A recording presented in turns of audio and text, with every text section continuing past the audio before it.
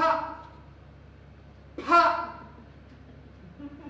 pa, ooh, ee, ooh, ee. So Louder is Not Always Clearer is a show about a deaf man that is made by a deaf man. It's his story, and it's a show that shares some of the very real experiences of being deaf in a hearing world with its audience.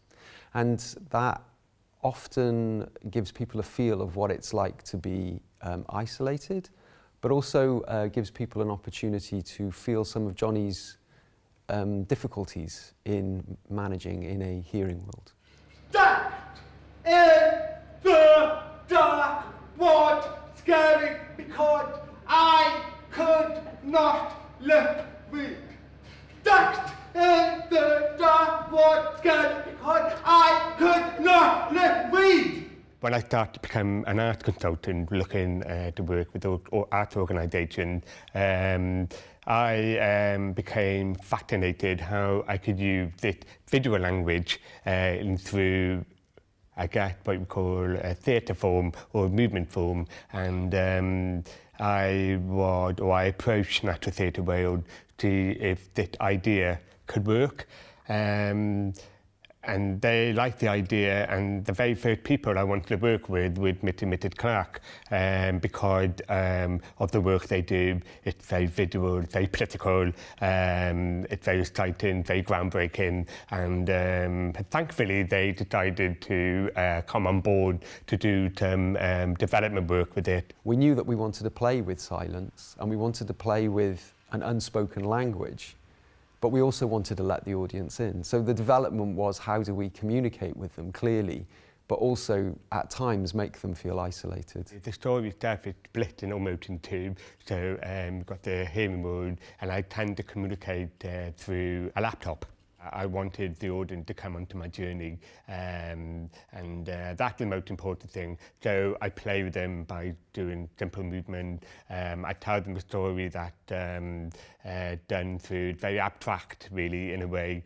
Then I have to go later on in the second part of the show, where it's almost like I've embraced into the deaf world. I tend to start to do more non-verbal, more sign language, and I also do drawing. It's where, because I am an artist, that's why I am. I tried to pretend that Jonny wasn't deaf, but he was partial hearing. And in all the years, we never talked about being deaf. We never said that we had a deaf child. Jamie never said he had a deaf brother.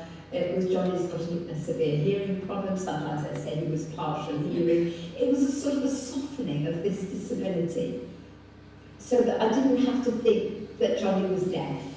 I also communicate through movement.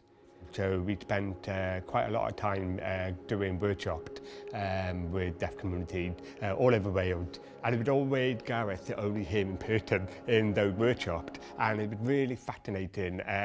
They were signing, and the question Gareth asked them, what do you like or what don't you like about hearing people? And some of the stuff they were coming was so valuable in making the show, and it's not just my story, it's our story. Can you hear me? I long to meet the people around the world. I long to find that connection, and I'm very because I was brought up in that hearing world, and I grew up, I come very late into the deaf world, and I'm still discovering that identity that I want, and I'm still trying to find myself. And I think by doing this show and working with an audience, I'm almost coming up to some kind of closure, I think.